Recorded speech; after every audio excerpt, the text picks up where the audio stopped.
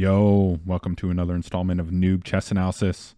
Today we have a London game, and the theme is make things complicated, especially when you're down material. You can see in this game I'm down 5, and using a combination of using the clock against your opponent, and the ability to make things as complicated as possible, make your position tough for your opponent to make decisions. So combination of those two things can often pressure your opponent and cause them to either blunder or flag. So let's dig right in. And I'm playing the London 10-minute game. Again, I've waited to develop this knight recently because I've noticed that a lot of opponents come down and pin me to my queen, which is very annoying. I like to pin myself. I like to be aggressive. I don't like to be pinned. Also, you have to unpin with your bishop, and it's a passive position. So I've just been waiting, and what I wait for is their bishop to be developed. And once their bishop is developed, then I feel comfortable developing. And if he wants to pin after that, he can use another tempo to do that. I'm perfectly fine with that. Yes, c4 is a move. It's a transpose into the Queen's Gambit. I love this move. It pressures the middle. It takes initiative because my opponent, he should have actually played c5 and put pressure on the middle. Playing c6 is extremely passive, so you should definitely take initiative here. And if he takes, it's great because you get free development with tempo by recapturing with your bishop. So now he develops his bishop. One thing to note right away, as soon as they develop that bishop, you look for weaknesses. And with the London, this is very important. You'll see this b7 square gets very weak a lot when the bishop gets developed, and the London's perfect for this because you got your queen to develop out to b3 and put tons of pressure on this pawn. Lots of mistakes can happen here.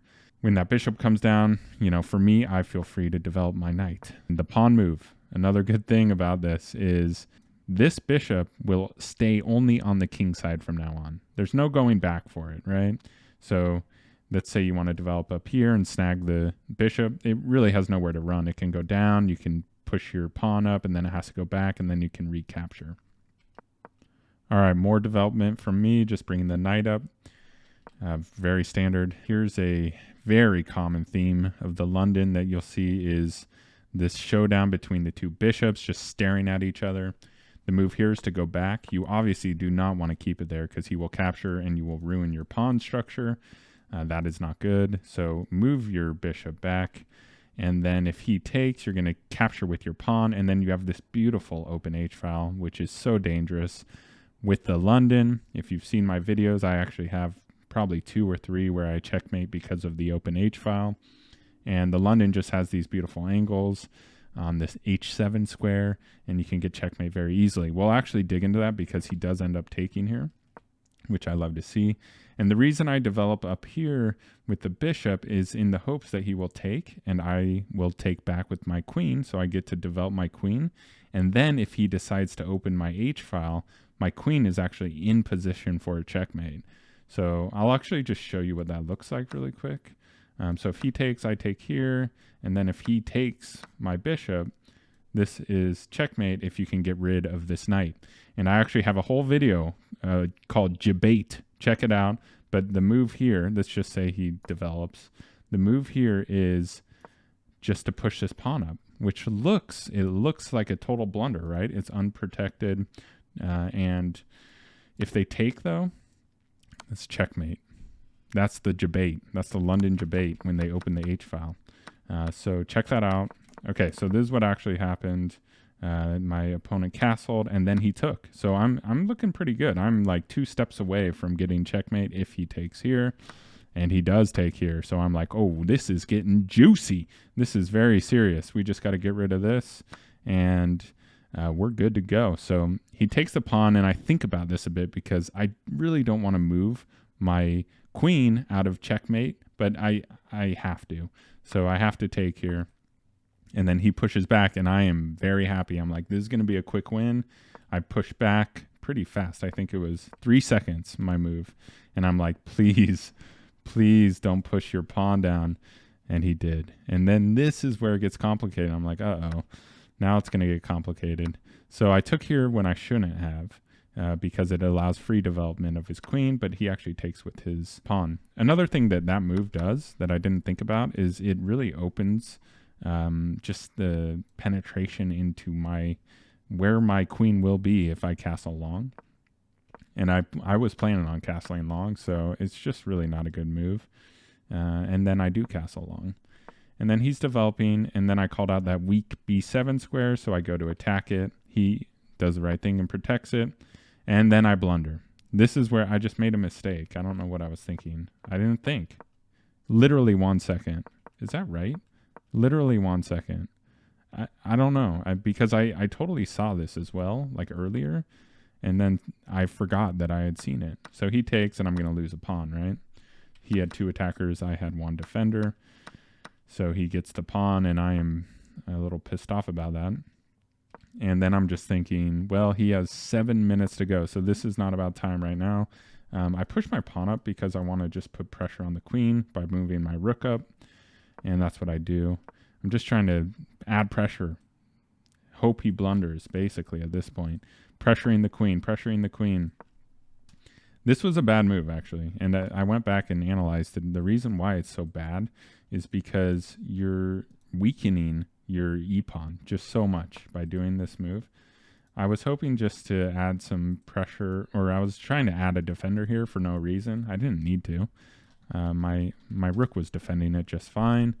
By doing this, I just have a weak pawn here, and he actually goes to attack it. So he's got 1 attacker. I have 1 defender, but he can easily get 2. And then I weaken this pawn. I really, at this stage, I didn't know what to do because I knew my position was horrible. I mean, I'm down 5. And I just really didn't know what to do because I didn't have many good moves here. And then when he made this move, I knew what was coming. He was going to move over his rook and just try to gobble this, and I'd be in big trouble at that point. So I decided to put pressure. This is where I just want to make things complicated, right? Like if I take here, this only has 1 defender, and it's his queen. So if he doesn't defend this pawn, I'm going to take that. He can't take back with his king because obviously my rooks are lined up. So he'd have to take if he wants. He'd have to take with his queen, and then I'm going to eat the queen. He's going to get my rook back, but that's a great trade for me. I'll take the queen off the board. So he does go for this, and it's making me pretty nervous. But I realized I could push my king up. So if he does take, I could take, he could take, and then I'd lose my queen. But at this point, I was a little out of this game. I thought I'm long gone here. But the pressure got to him.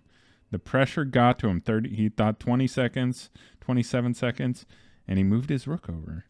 I don't even know why. He's not doing anything. There's no reason for that. I think he just didn't know what to do. I think he was afraid of this move, possibly. I think he was afraid of this move. And that's what I'm talking about. It got complicated. The position got complicated. He got scared of making his move and just made a huge blunder. It allowed me to take the pawn. He took back with his queen. And then we traded. Now we're equal. We're basically equal in this position. So at this point, I'm like, okay, look at this move. We got 2 undefended pieces here. One's a rook, one's a pawn, and the move here is to just move the rook up and protect his a7, his pawn on a7. But he's flustered now. He was ahead by so much. My position was wrecked. He's pissed off. He's probably steaming quite a bit, and he blunders again. Now he's back going for this pawn. But I take that pawn with check. And look at this. I go right back here. So I can take this pawn, and I'm protecting e3. So now if he tries to take, I'm going to take back with my queen.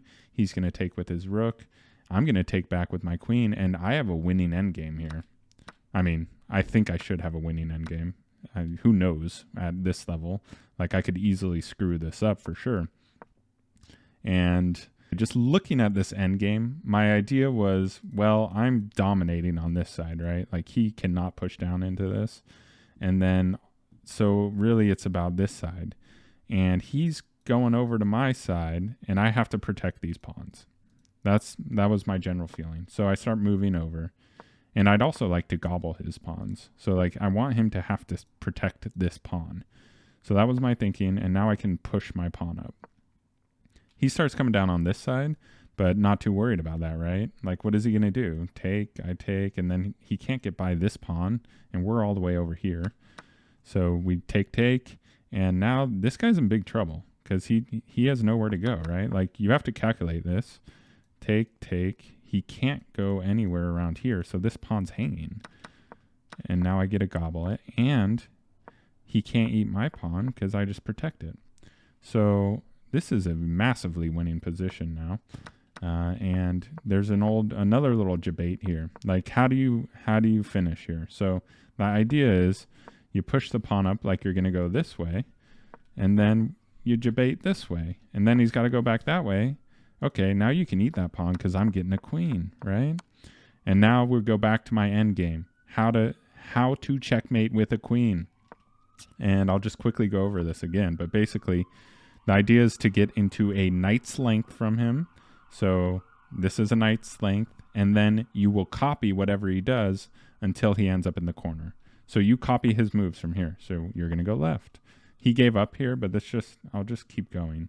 So he went left. Now he goes right and up. So you follow right and up. And then he's only got one move left to the corner. Well, he can also go down here, right? So you got to be careful about that. But let's say he goes here and then you take. He can move back, and then checkmate. So the idea is you get them in the corner. You keep your piece, your queen here, and then you put your king opposite of theirs, and then you can apply checkmate. Complicate the position. Make it tough for your opponent. Don't give up. Good game. All right, catch you later. Check me out on Twitch, twitch.tv/YoBeebs.